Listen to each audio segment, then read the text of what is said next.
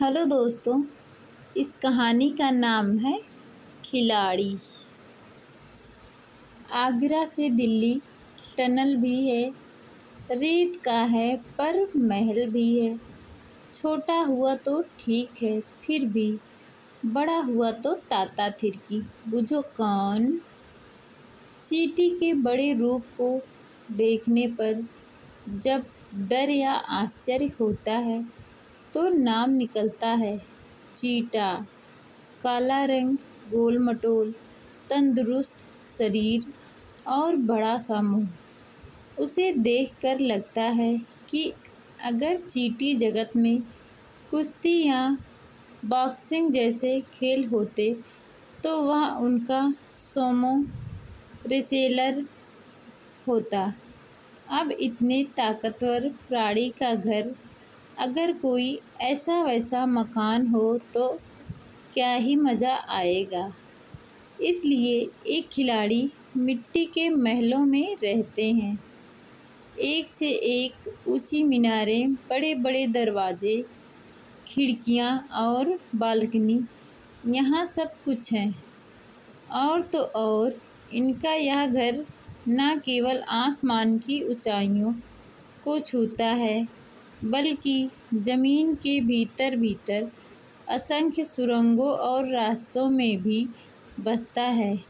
इन्हें देखकर लगता है कि जब हम बड़े बड़े नामी आर्किटेक्ट या शहरों को बनाने वाले प्लानरों की सूची बनाएं तो उसमें चीटा प्रदेश के इन कारीगरों का भी नाम लेना चाहिए।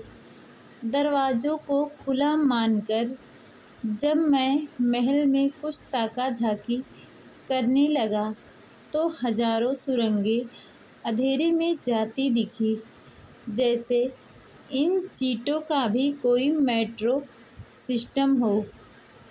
क्या इनकी मेट्रो में भी दिल्ली की तरह अलग अलग लाइनें होंगी?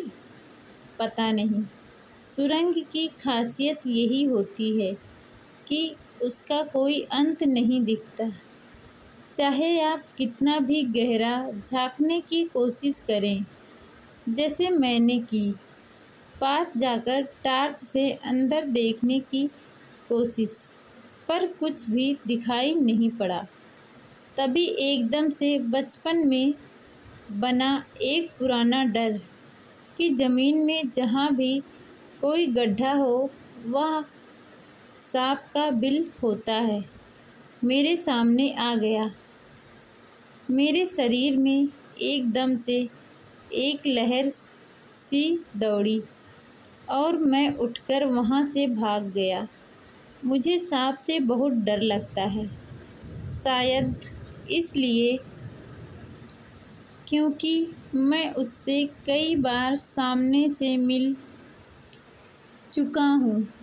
मैं तुरंत भागकर बाकी साथियों के साथ जुड़ गया, तब जाकर कहीं डर कम हुआ। हम कुछ आगे बढ़े ही थे कि एक और रेत का महल, शायद मेट्रो का अगला स्टॉप आ गया।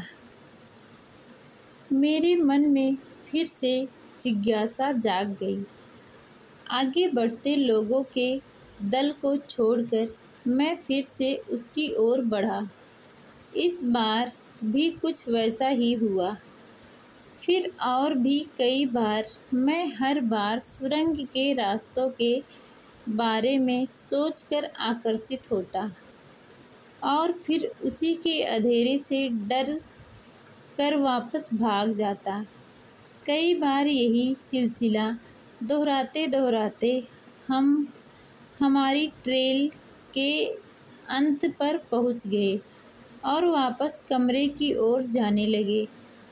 मैंने सोचा अभी तो कई सारे मेट्रो स्टेशन बाकी थे, पर अब मैंने कमरे का रुख लेना ही सही समझा।